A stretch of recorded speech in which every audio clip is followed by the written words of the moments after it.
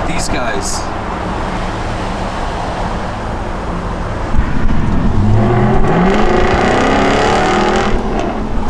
Oh yeah, that's what I'm talking about.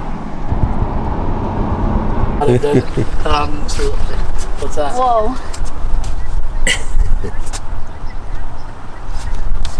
It kind of looks like yours from inside, Dad. Welcome back to Mark Holubus the Vlog, everyone. Thanks for joining in on this beautiful, sunshiny kind of a day.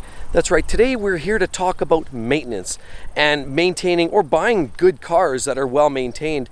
Really, today I want to address that because last week I talked about that Murcielago that we have over there, but you'll notice it's parked on the road and it's not necessarily in front of the owner's home.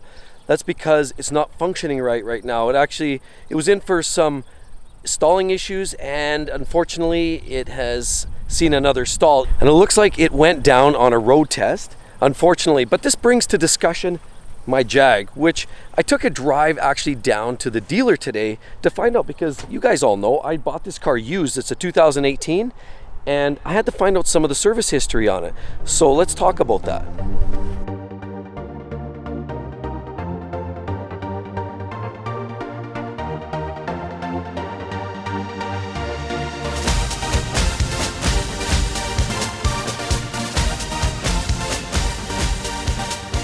So that Murcielago that we talked about last week, as you can see, it was parked on the side of the road. It actually had to call a tow truck. Unfortunately, because he was on a road test, there's still some sort of an outstanding issue that he's working through. There's some bug going on there, and the car's not running exactly right. So that brings me to the whole discussion about today, and that's maintenance and repairs and upkeep of your supercar or your fast car, whatever that be, whether you're driving an M4 or whether you've got a Jag, maybe you've got a Lamborghini, what have you. I've always just found it very, very important to take care of your maintenance, because if you don't take care of your maintenance, your car won't take care of you. So I'm going to show you actually what ended up happening was I went down to the local Jag dealer, actually the guys that I bought my car from, and I had a chit chat with the service department. Now what's interesting is the service people did not even want to give me the information. They told me that the car's used, that they said the old records go with the previous owner, which was the original owner. I'm the second owner now. It's a 2018. I bought it with about 48,000 kilometers, 25,000 miles, thereabouts. And they said those records stay with the previous owner.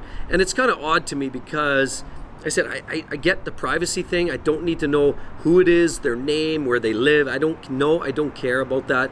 But I would like to know what was done for servicing, and I struggled getting some information, but at the end of the day, they did end up coughing up a little bit of info. So let's show you what I ended up doing, or what ended up happening with my car leading up to the purchase that I've got and now where it sits today. Because ultimately, if I buy the car, now I've got X amount of kilometers, miles on, I want to know what I actually have to do for servicing. I mean, where do you start from? You get a car and the dealer won't even tell you what's been done.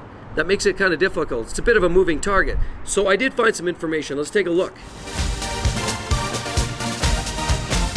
So the rumor has it that there was some actually work done to the car. Not a whole lot. I mean, with only 25,000 miles, I'd hope that it didn't have a whole lot of servicing. That would suggest maybe a bit of a problematic car. But what did we have? It sounds like maybe this car has seen brakes, and it also got new tires for the back. So that's a new, and I obviously, if you guys know the F types like I know the F types, even with the all-wheel drive like you get in the 2018 here, these still have a prevalence to eat the rear tires. Also, there's a bit of a camber at the back of the car, and camber meaning sort of the angle of the dangle, the way the tires are angled for better grip. So let's take a look here. So you can see a bit of a camber thing going on there. So the car has new skins on the back. It got brakes.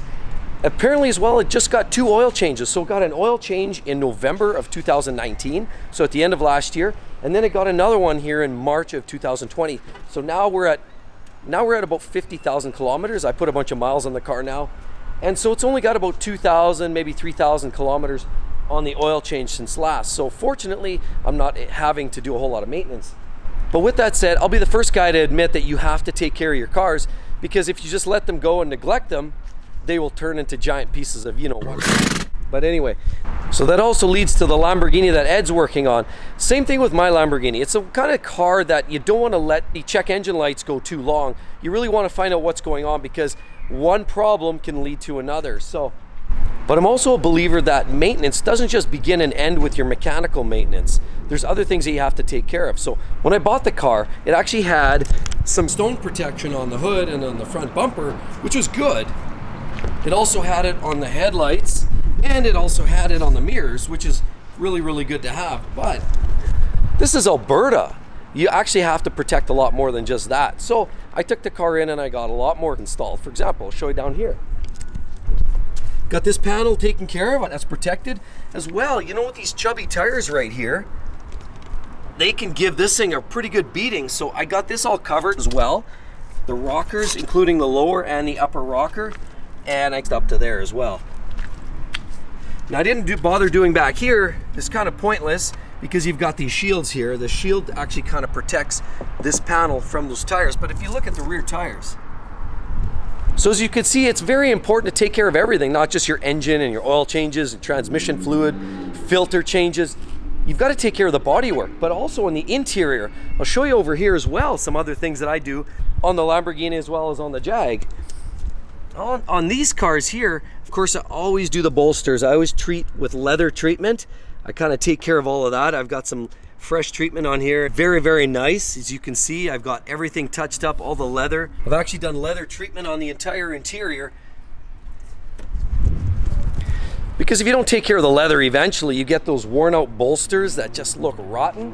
So you want to make sure you take care of that. And this applies for a Lamborghini as well. When you're driving a supercar, and often some of these cars wind up at car shows, people often like to take a closer look at these cars. And if they start to look shabby and they're dirty and they're worn out and bad bolsters and rock chips all over, that doesn't really look all that great. So I personally like to make sure the cars look very good cosmetically. To me, that's equally, if not even more important than mechanically, because it's a lot easier to even rebuild a head of an engine than it is to rework a whole bunch of body work.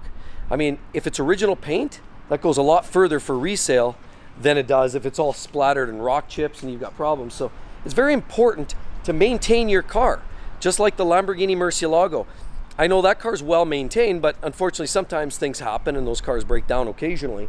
But if you can do anything that you can do, it goes a long ways to keeping these cars running really nice.